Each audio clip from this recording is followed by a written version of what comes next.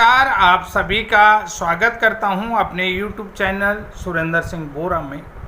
मैं आज का वीडियो उन बीएड ब्रिज कोर्स प्रशिक्षित अभ्यर्थियों को समर्पित करता हूं जिनको विभाग की तरफ से कहा जा रहा है कि ब्रिज कोर्स को प्राथमिक शिक्षक भर्ती में शामिल करने के लिए ये शासन स्तर की बात है और इसमें शासन स्तर पर ही नियमावली संशोधित होगी।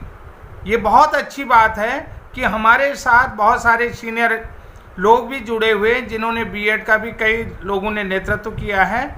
लेकिन मैं उन सीनियर लोगों को भी कहना चाहता हूं कि जिन्होंने अपनी मंशा इस बात पर बना ली है कि वास्तव में ये शासन स्तर का मामला है और इसमें जो है कि नियमावली चेंज होना अति आवश्यक है और नियमावली में बदलाव करना अनिवार्य है। उन सीनियर लोगों को कहना चाहता हूं जिसमें मनवीर सिंह रावत जी फर्स्ट में है, मेरे टारगेट में उनको मैं टारगेट कर रहा हूं कि उनको ये चीज़ समझनी होगी और महात्मा प्रसाद जी को भी ये बातें समझनी होंगी जो कि ब्रिज कोर्स के नेतृत्व टीम में हैं।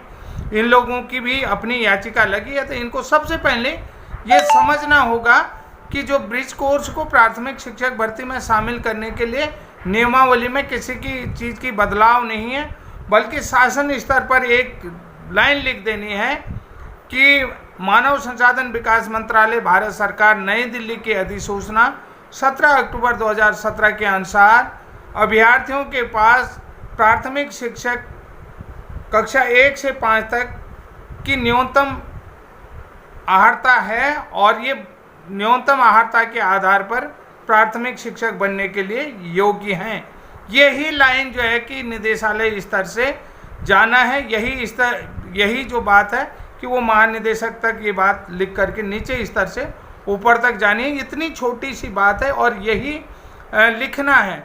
अब जहाँ तक बात रही कि आपको भी महानिदेशक स्तर से भी कहा गया है कि ये जो है कि शासन स्तर की बात है। जब शासन स्तर की बात कब होती, जबकि ये कोर्स जो है कि राज्य में वैलिड नहीं होता, राज्य में इसको प्राथमिक शिक्षक भर्ती में शामिल नहीं किया गया होता, तो यहाँ पर जो है कि इसको शासन स्तर की बात होती है, तो इसके लिए नियमावली को संशोधन करना अनिवार्य था। सबसे पहली बात मैंने आप लोगों को बहुत बार समझाया है कि जो शिक्षा है यानी कि राज्य स्तर की है और जो एजुकेशन जो है कि वो पॉलिसी मैटर है। ये जो सारी चीज़ें हैं ये पॉलिसी मैटर है और ये कंक्रीट लिस्ट में शामिल है, हमारे संविधान के समवर्ती सूची में है।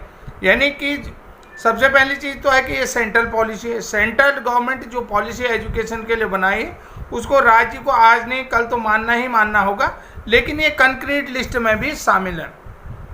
आप लोग इतना समझ लें कि समवर्ती सूची में शामिल है, तो यानी कि राज्य जो केंद्र सरकार की तरफ से जो अधिसूचना बनाई गई है, अधिनियम बनाए गए, उस नियम को लागू करने के लिए विधेयक की आवश्यकता होती है। यानी कि सदन में विधेयक पास होना जरूरी होता है। किसी भी नियमावली या नियम के बदलाव के लिए आप लोगों को सभी को पता है कि इसके लिए जो है कि सदन बैठेगा और कैबिनेट बैठेगा, कैबिनेट में बदलाव की स्थिति आएगी। लेकिन यहाँ पर जो है कि ब्रिज कोर्स के लिए ये सारे प्रावधान पहले ही हो चुके हैं। जैसा कि मैंने आप लोगों को बता दिया है कि 3 अगस्त 2017 को MHRD की तरफ से डायरेक्शन दिए जाते हैं, दिशा निर्देश किए जाते हैं कि अप्रशिक्षित शिक्षकों को, जो देश भर में अप्रशिक्षित शिक्षक हैं, उनको प्रशिक्षण देना अनिवार्य है। किसके अनुसार? क्योंकि RT एक्ट 2009 के अनुसार अभी भी देश में अप्रशिक्षित शिक्षक बहुत सारे हैं, इन लोगों को प्रशिक्षित होना होगा। और NCT को न्यूनतम क्वालिफिकेशन के लिए यानी कि 2010 में ऑथराइज किया गया था। 31 मार्च 2010 को NCT डिसाइड करेगी। NCT को प्राधिकृत किया गया, NCT को नोडल एजेंसी बना दिया गया, प्राधिकरण बॉडी बना दिया गया, यानी कि उनको एजेंसी बना दिया गया, रेगुलेशन बॉडी बना दिया गया। ठीक है, 31 मार्च 2010 में NCT डिसाइड करेगी कि न्यूनतम क्वालिफिकेशन प्राथमिक शिक्षक या शिक्षक बनने के लिए वो बनाएगी, तो उसके लिए सारे पावर है। आप लोगों को पता है 23 अगस्त 2010 को NCT के द्वारा मिनिमम क्वालिफिकेशन बनाएगी DLED, जिसमें अब देखा गया कि जनवरी 2012 में, यानी कि टेट के आने के बाद जनवरी 2012 में ये सारी चीज़ें देखी गई कि उनके पास सारी चीज़ें RT एक्ट के अनुसार नहीं है। जो 23 अगस्त 2010 की अधिसूचना, उसमें बदलाव की आवश्यकता, इसलिए 23(2) दिया गया। तो अभ्यर्थियों को न्यूनतम योग्यता प्राप्त करने के लिए छूट दी गई थी 15 तक, 31 मार्च 2015 तक, समझ रहे हैं, 31 मार्च 2015 तक छूट दी गई थी, जिसमें सारी चीज़ें तैयारी के साथ करवाई गई, विधेयक बनाया गया, प्रावधान बनाया गया, वो सारी चीज़ें राज्य में भी इम्प्लीमेंट हुए। ठीक है, मैं आप लोगों को बता देता हूँ, राज्य में भी जैसे शिक्षा मित्रों के लिए इग्नू की बॉडी हुई, तो ये राज्य में भी कैबिनेट में पास हुए। जो राज्य सरकार है, राज्य सरकार ने भी इसे कैबिनेट में पास किया और केंद्र तरफ से भी कैबिनेट में पास किया गया। ये सारी चीज़ें नियमों के अनुसार राज्य के अंतर्गत इंदिरा गांधी ओपन यूनिवर्सिटी के माध्यम से डायरेक्ट डीएलएड सेंटरों में, पहले जो है कि स्टेट एजुकेशन बोर्ड की तरफ से 2012 में शिक्षा मित्रों को डीएलएड कराया गया। ये सारी चीज़ें रूलों के अकॉर्डिंग है, इसमें किसी तरीके का कोई प्रस्ताव लाने की ज़रूरत नहीं, कोई नियमावली बदलने की ज़रूरत नहीं है, यानी कि नियमावली संशोधन होने की ज़रूरत नहीं।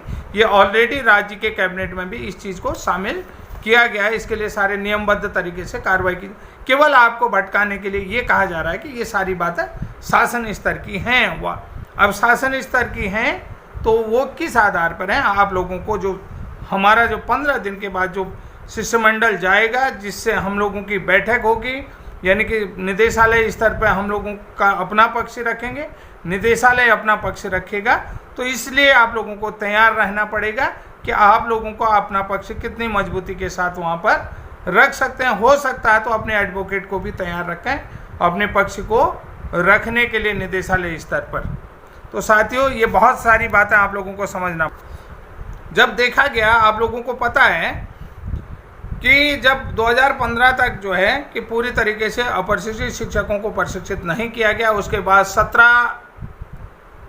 अक्टूबर 2017 को मानव संसाधन विकास मंत्रालय की तरफ से 3 अगस्त की उस अधिसूचना के आधार पर आरटी एक्ट में संशोधन किया गया, यानी कि 10 अगस्त 2017 को पार्लियामेंट से अमेंडमेंट लाया गया, पार्लियामेंट से बिल पास हुआ, राज्यसभा और लोकसभा से, जिसमें राष्ट्रपति की से अनुमोदित, राष्ट्रपति से साइन होकर के ये बिल आया। यानी कि आपको मैं ये बता देता हूँ कि ये जो मेरे हाथ में है भारत सरकार का गजट है, आप लोग देख रहे होंगे, भारत सरकार का गजट है, द गजट ऑफ इंडिया। तो यहाँ पर लिखा हुआ है नई Delhi ministry of law and justice legislative department.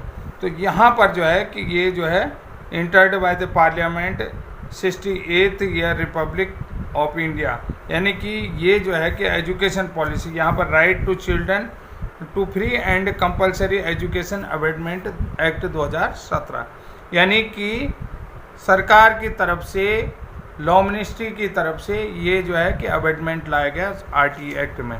तो उसके लिए जो है कि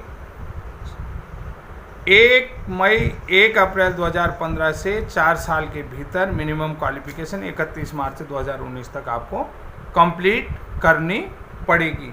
अब इसमें कौन लोग होंगे वो सारी चीज़ें आप लोगों को मैं बता देता हूँ। सरकारी, अर्ध सरकारी और निजी, प्राइवेट, गवर्नमेंट एडेड, ये सारे विद्यालय के लोगों को इस अधिनियम के तहत, निःशुल्क एवं बाल शिक्षा अधिकार अधिनियम के तहत 1 अप्रैल 2015 से मिनिमम क्वालिफिकेशन कंप्लीट करनी पड़ेगी। निःशुल्क एवं अनिवार्य शिक्षा अधिकार संशोधन अधिनियम 2017 से प्रारंभ की तारीख, यानी कि प्रारंभ की तारीख 1 अप्रैल 2015, 4 वर्ष के भीतर आपको न्यूनतम क्वालिफिकेशन पूरी करनी पड़ेगी। अब यहाँ पर आपको बता देता, संविधान के 46वें संशोधन अधिनियम 2002 द्वारा संविधान के अनुच्छेद 21 क के अंत स्थापना के अनुसरण में 6 से 14 वर्ष के आयु के सभी बालकों को निःशुल्क एवं अनिवार्य शिक्षा के उपबंध करने के लिए निःशुल्क अनिवार्य बाल शिक्षा अधिकार अधिनियम 2009 अधिनियम किया गया।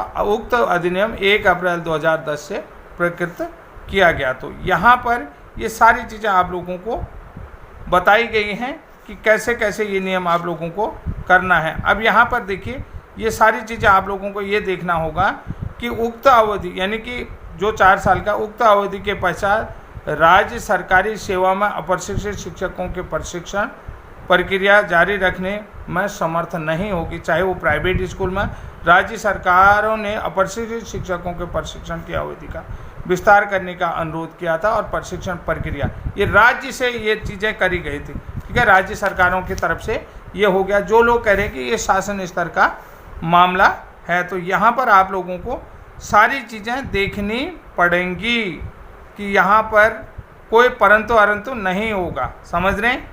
तो इसमें आप लोगों ने सभी देखा, जो उत्तर पूर्वी राज्य में हिमाचल, उत्तराखंड और अन्य राज्य हैं, तो यहाँ पर लगभग 31 मार्च 2019 तक अप्रशिक्षित शिक्षकों को प्रशिक्षण पूर्ण कराने की जो है कि वो रखा गया। तो साथियों, आप लोगों को मैं पूरी चीज़ें ये बता चुका हूँ, यानी कि ये राज्य सरकारों की डिमांड के अनुसार ही ये सारी चीज़ें करवाई गई हैं।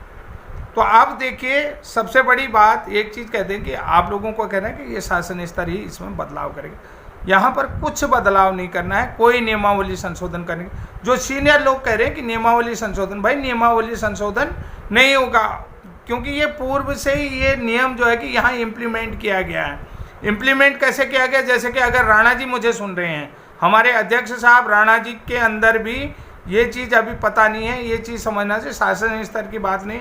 मैं उनको भी स्पष्ट बताना चाह रहा हूँ कि इसके लिए बदलाव पहले से ही किया गया है। आपको इसके लिए तैयार रहना पड़ेगा कि सर, जैसा कि राणा जी को भी मैं ये कहना चाहता हूँ कि शिक्षकों का जो वेतन है, यानी कि शिक्षकों को तभी परमानेंट नियुक्ति मिलेगी जब वो ब्रिज कोर्स कंप्लीट करने के बाद सामान्य डीएलएड के समकक्ष उनको बनाया जाएगा। उनके इंक्रीजमेंट वगैरह वगैरह जो वेतन संबंधी भत्ते थे, उन सभी का देय तभी होंगे जब वो जो है मिनिमम क्वालिफिकेशन कंप्लीट कर लेंगे, उसके बाद ही उन्हें पूर्ण वेतन दिया जाएगा। ये सभी लोगों को मालूम है, मुझे नहीं कि आप देखिए भाई, जब वेतन तो राज्य देता है ना, राज्य तभी देगा जब टीचर मिनिमम क्वालिफिकेशन लेगा।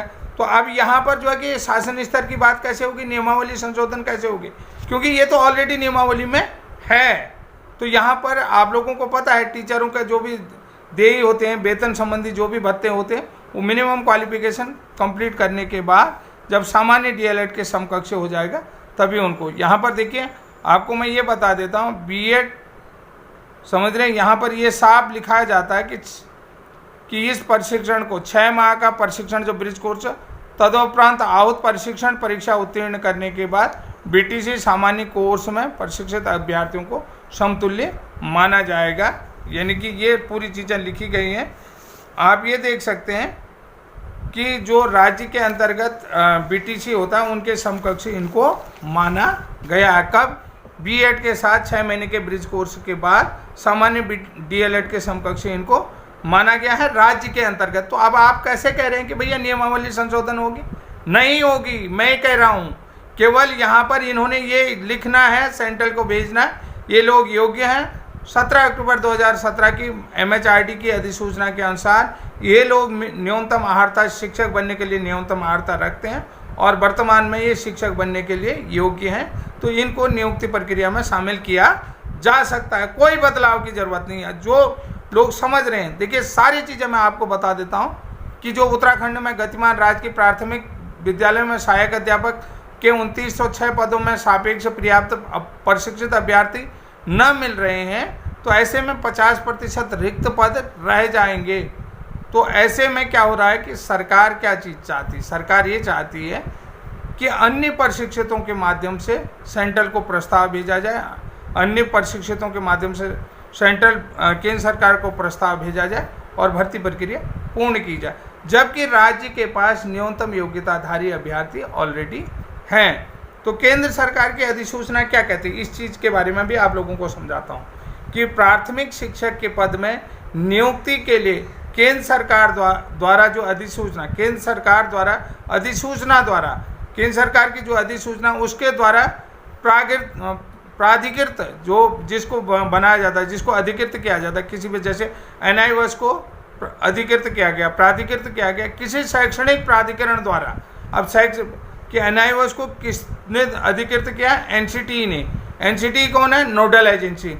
तो नोडल एजेंसी द्वारा निर्धारित योग्यता रखने के लिए, ठीक है, नोडल एजेंसी द्वारा निर्धारित योग्यता रखने वाला कोई भी व्यक्ति शिक्षक के रूप में नियुक्ति के लिए पात्र होगा। अभी समझ गए ना कि प्राथमिक शिक्षक के पद में नियुक्ति पाने के लिए जो केंद्र सरकार है उसके द्वारा अधिसूचना जारी की जाती है। उस अधिसूचना के द्वारा जो भी इंस्टीट्यूशन अधिकृत होता है, यानी कि अधिकृत होता है किसी शैक्षणिक प्राधिकरण के द्वारा।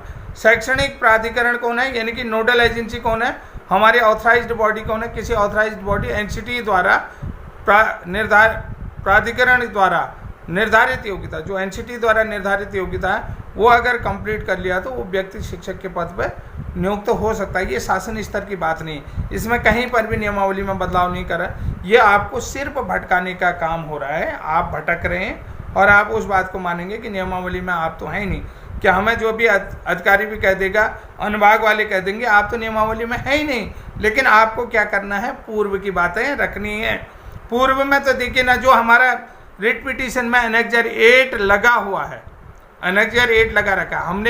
हमें ये चीज़ें समझाने की ज़रूरत नहीं है कि आप नियमावली में है नहीं, और ये जो है कि अभी हम इसको भविष्य में इसको सोचेंगे भी कह सकते हैं। भविष्य में सोचा नहीं, इसको ऑलरेडी राज्य सरकार की तरफ से डिमांड की गई थी इस प्रशिक्षण के लिए। आपको समझना होगा कि हमें जो है कि न्यूनतम क्वालिफिकेशन पूर्ण करने के लिए छूट राज्य सरकार की तरफ से डिमांड की थी, और उस छूट के तहत ही हमने ये मिनिमम क्वालिफिकेशन कंप्लीट की थी।